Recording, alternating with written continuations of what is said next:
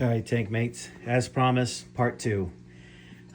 Couple things. Well, my mollies had babies, and well, you can see them right there. A whole bunch of them. They're too quick, but I counted. They're somewhere between 12 and 15.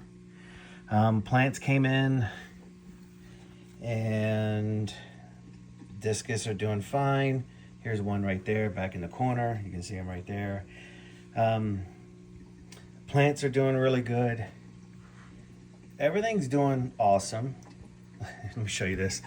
Maybe I can get the babies. The other ones, they fell behind. They swam behind. I don't know if it's not letting me see them, but yeah, they're right. They're right there. So they went through the weir right here and then swam through, and that's where I got most of them. I'm kind of leaving them back there for right now, just because of the fact that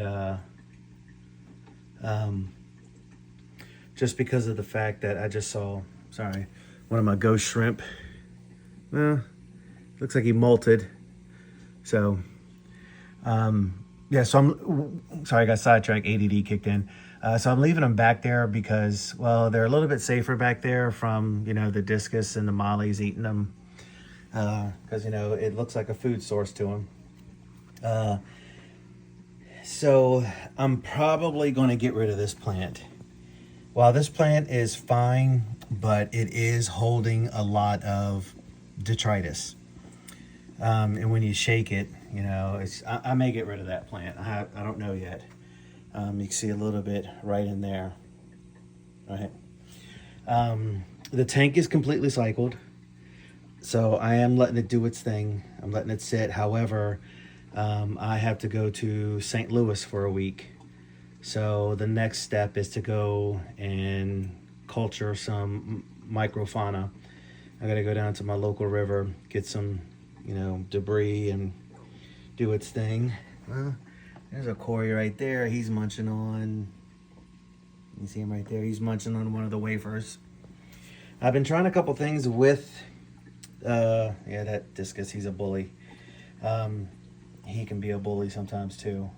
But I've been trying different foods to see what they like. I just got the Sea Chem discus food. So one of the things that you can see him right there is being a bully again. I was going to go back over to the weir. See, look at him. Right? So there they are. But they're pretty much doing their thing. Right? I got the Higer wave maker, and I usually have it down a little bit more to help push all the debris this way, because like I said, back there is all the outtake holes right there, and then they come straight up, which is fine, except for I don't like the ones that go down there. To me, I don't know if they've changed this, but Sea Clear needs to change that. They just need to put them up top, right? And if you're only going to do that, do it in the corner. That's the one bad thing about having it all-in-one, is where Sea Clear tends to put their holes. You can see them right there. Right there. There's some right there. There's one right there. And again, which pushes all of this way, which makes it even harder to escape, right? Just because you're going to push that there. I didn't have a lot of problems with... Stop. Don't be a dick. Thank you.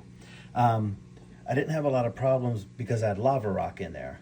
So, yeah, with the wood, it's doing its thing. There are the babies. I'm going to clean that up today before I leave tomorrow for St. Louis.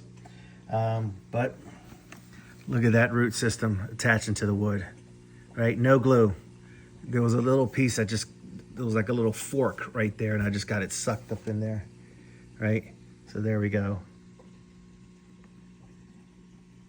And I just got to do a little bit of cleaning, not much. But everything is looking good. My wife liked this seashell with the plant in, and that's her thing. So that's one of the reasons why. I see all the worms right there. That's why I got some shrimp. Hopefully the shrimp are surviving. I don't know, because they're never out. I'm wondering if the discus got them. I tried ghost shrimp, but I haven't seen them since. But they could be hiding because it's a new environment too. So once I get back and I get some microfauna cultivated, I will put that in there. Maybe do something different because that doesn't look right. Rocks lined up in a row. Right, so just go around here. And this is just what I use to suck out stuff. You know, I got the turkey baster. So, got some dead leaves. That little plant right there is doing some good. Like I said, I may take this out. Although the Cories love it because they're putting their eggs there, right? So their eggs are hiding. I think the discus are eating the eggs because they laid a bunch of them, and then the discus just, you know, took care of them. So there we go. The Cories seem to be doing very good. My golden nuggets is doing very good too. He pretty much stays there or on that piece of blood. He's claimed that one. I have one autosynclus left. He usually claims these two pieces of wood, but they come out at night. I see them when I come down at night to check on them. So I check on them a couple times, you know, just to see how everything's going because, you know, put a bunch of fish in, even though I reused a lot of the media, but, you know, tank still goes through a quick cycle. I don't keep that on very much just because the discus don't like them. Or I'm sorry, the discus doesn't like the current, but you know the mollies, the platies, and the guppies like them, right? So let me see here. Let me get this. See if I can get it on. I usually just put it on for a few minutes. So hold on. So you'll see what happens right about now.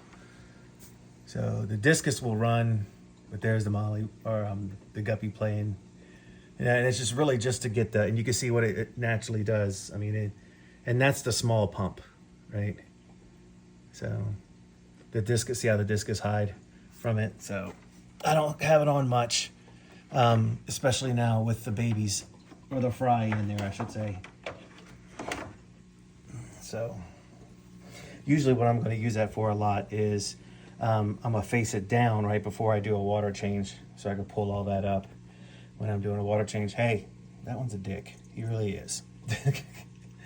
And these two males chase each other all the time. So, but that's the update. I don't think much going on. Like I said, the plants are doing really good. I gotta fix this one because it's starting to grow over. So what I did was I pulled the light closer to it. I used to keep it in the middle, right? So that's the middle. Now watch what happens when I bring it back closer. Yeah, see, it gets a little bit brighter.